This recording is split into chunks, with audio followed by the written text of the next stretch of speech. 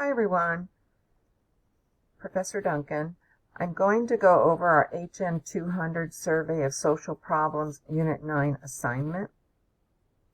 The Unit 9 assignment comes with a template, so make sure that you are aware of that.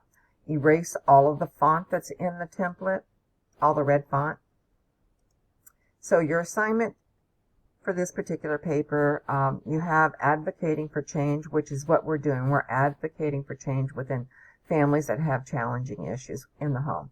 Has a template, as I showed you. You're going to want to provide a brief overview of the population that you have identified, and then 3 specific social problems that impact the population. Locate 2 different agencies. What services does each agency provide, and what are the pros and cons of each agency? Pros and cons could be anything from not being open after hours, charging a fee that clients can't afford, maybe there's no bus that goes to them. And then the other thing you want to do is you want to tie in to these issues are NOHS standards. Okay, and these are the ethics that we work by.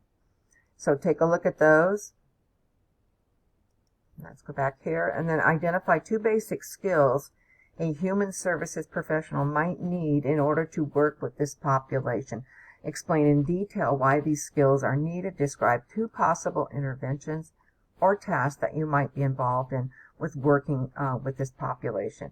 And then why did you identify these interventions? And again, look at the NOHS standards here and explain the role that you have, the human services role that you have professionally when you're advocating for this population. So again, ethics and things, you may be able to come up with that here in terms of ethics. So that's kind of what we're looking at in this particular paper. So overall, that should help you a little bit. If you have any additional questions, just get back to me and let me know.